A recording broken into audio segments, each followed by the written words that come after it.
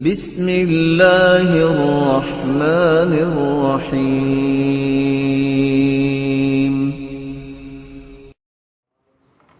حلال و حرام کی تمیز کیسے ہم کر سکتے ہیں، یہ باتیں کیسے سمجھ میں آئیں گی؟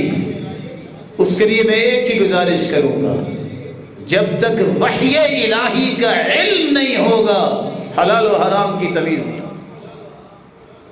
علم سیکھیے، علماء کی مجلس میں بیٹھیے، وہ علم جو اللہ نے اتارا ہے۔ میں فن کی بات نہیں کر رہا، بلے لگوانے کے لیے تو اولادیں ہم چھونک دیتے ہیں۔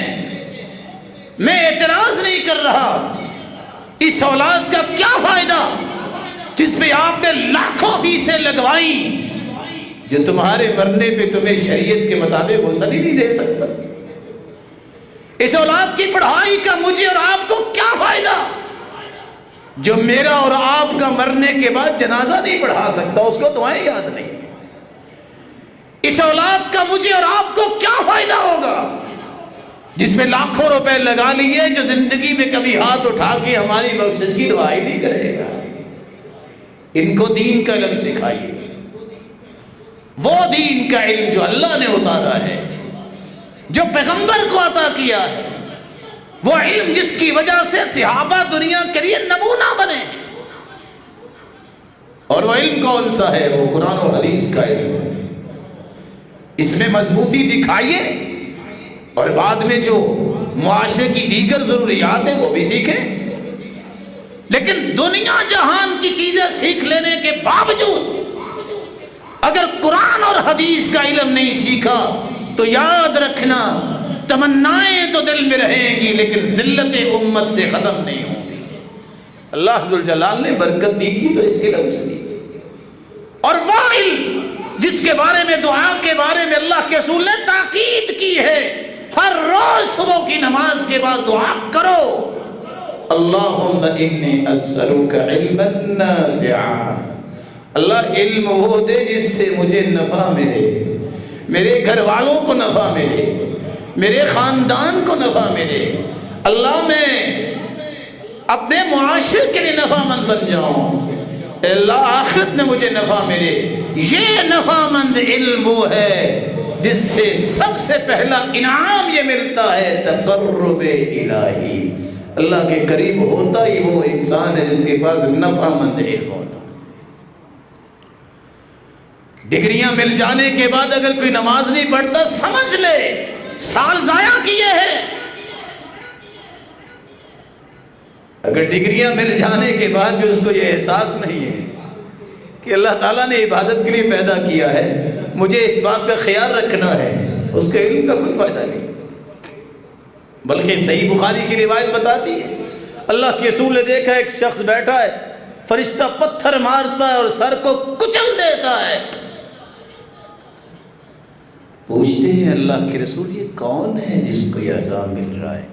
جبریل جواب دیتے ہیں الذی یأخذ القرآن ویرفضہ وینام عن الصلاة المکتوبہ، یہ وہ ہے جس نے قرآن تو پڑھا ہے لیکن فرض نماز ہو رہی ہوتی اور یہ سویا ہوتا ہے۔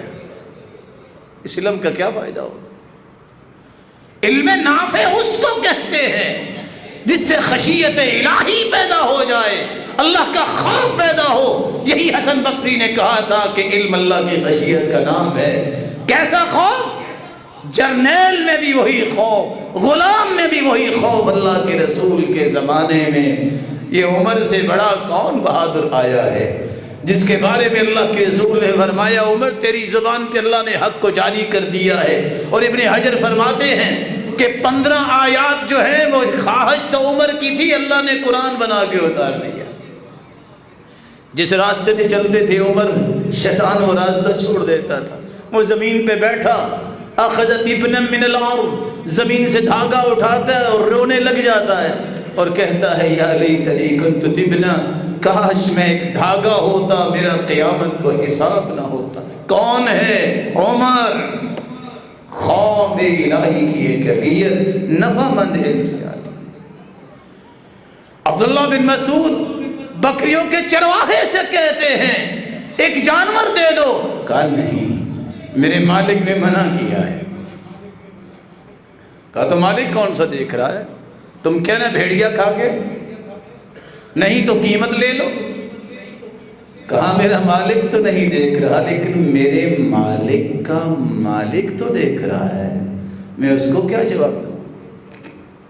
آج یہ خوف ختم ہو گیا۔ آج اس کو چلاکی کہتے ہیں، جس طرح چاہے جو چاہے کر لے۔